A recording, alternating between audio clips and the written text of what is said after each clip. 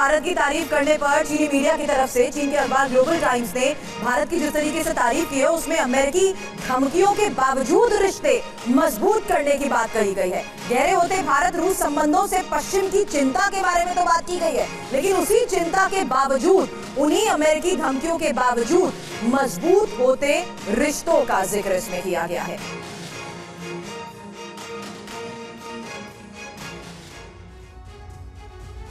तो देखिए, चीन का सरकारी अखबार आखिर कहना क्या चाहता है, क्या लिखा गया है, जरा आपको बताते हैं। चीन का जो मौजूदा रुख है इस मुलाकात को लेकर, ये आप समझेंगे। अमेरिकी प्रतिबंधों के खतरे के बावजूद भारत रूस के कारोबार में इजाफा हुआ है, ये कह रहा है चीन का सरकारी अखबार। सस्ती कीमतों पर भारत ने रूस से तेल खरीद की मात्रा बढ़ाई और एक तरह से विदेश नीति का दबदबा दुनिया ने देखा, उसका जिक्र किया गया। फैक्ट्स है समीर कि जून में भारत ने रूस से प्रतिदिन 2.13 मिलियन बैरल तेल खरीदा है और सैन्य क्षेत्र में की भी जिस तरीके से हम बात कर रहे हैं, भारत रूस में ज्यादा समझौते को लेकर भी चिंता ने यहाँ पर चीन की तरफ से बात कही गई है। समीर बिल्कुल, चीन का सरकारी अखबार क्या लिख रहा है, भारत ने रूस से S-400 मिसाइल सिस्टम खरीदा, यानी भारत और रूस के रिश्ते कैसे साझा रिश्ते माने जा सकते हैं। मोदी स्विट्जरलैंड शांति शिखर सम्मेलन में शामिल नहीं हुए, इस बात का जिक्र किया गया है। भारत ने यूक्रेन के मामले में बहुत तटस्थ रुख अपनाया। भारत रूस संबंधों से सहमत न होते हुए भी पश्चिम ने भारत की आलोचना नहीं की।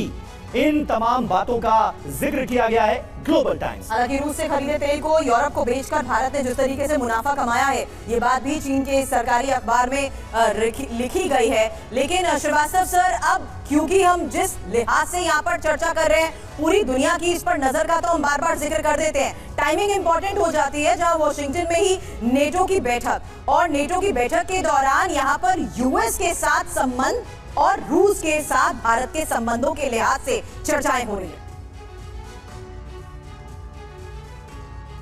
पश्चिम देशों के साथ, अमेरिका के साथ संबंध को लेकर सर, आपका प्लीज अनम्यूट करिएगा माइक।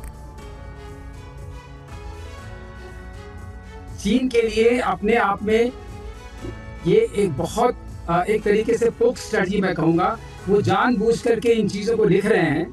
हमारी तारीफ की तरफ ध्यान कम है और अमेरिका को चिढ़ाने की ज्यादा जरूरत है कि देखो तुम भारत का कुछ नहीं बिगाड़ पा रहे हो। उनको ये भी पता है कि भारत का कुछ नहीं बिगाड़ सकते क्योंकि इनको भारत की जरूरत है, तो वो इस चीज को मुखर कर रहे हैं। और जहां तक सवाल है अमेरिका की चिंता का, क्योंकि अभी तक अमेरिका ये सोचता था कि उनको जो है जितनी भी कंट्रीज का सपोर्ट है वो सारी डिक्टेटोरियल है, चाहे वो नॉर्थ कोरिया का हो, चाहे चीन का हो या ईरान का हो।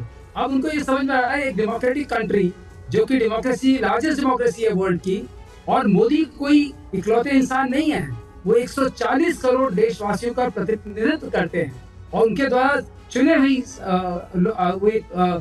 प्राइम मिनिस्टर हैं। तो ये अपने आप में एक बहुत बड़ी मैसेजिंग है कि आप अपने आप को ये टटोल के देखिए कि आप जिस चीज को बढ़ावा दे रहे हैं, जिस चीज को आपने सुलगाया और जो चीज आपने शुरू की उसको बंद करने की कोशिश क्यों नहीं कर रहे हैं, और हथियार दे करके उसमें जिसे कहते हैं ना, आग में आप घी का काम कर रहे हैं। बिल्कुल, और वीके दत्ता साहब भी हमारे साथ स्टूडियो में मौजूद हैं। दत्ता साहब, ये ग्लोबल टाइम्स की खबर देखकर मुझे तो ये लग रहा है कि चीन ने बहुत चालाकी से अपनी चिंता छुपा ली है। वेस्टर्न कंट्रीज की चिंता का तो वो बखूबी जिक्र कर रहा है, लेकिन अपनी चिंताएं क्या हैं? जिस तरह से भारत और रूस अगर नजदीक आएंगे तो एक प्लेटफॉर्म पर खड़े रूस और चाइना, इनकी दोस्ती की जो मिसालें आजकल दी जाने लगी थी, उसका क्या होगा? उन तमाम चिंताओं को तो छुपा ही लेगा, उसका कोई जिक्र ही नहीं है। बिल्कुल, देखिए ऐसा है कि चीन जो है ये यूक्रेन जंग के दौरान रूस के साथ में खड़ा रहा, हथियार असला भी उसने उसको मुहैया कराया, और जो भी और टेक्निकल सपोर्ट चाहे वो माइक्रोचिप्स वगैरह हो उसको दिया।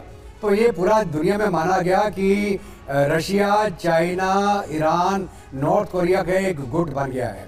तो इसके चलते चीन ने अपनी नज़दीकी रूस के साथ में जाहिर की।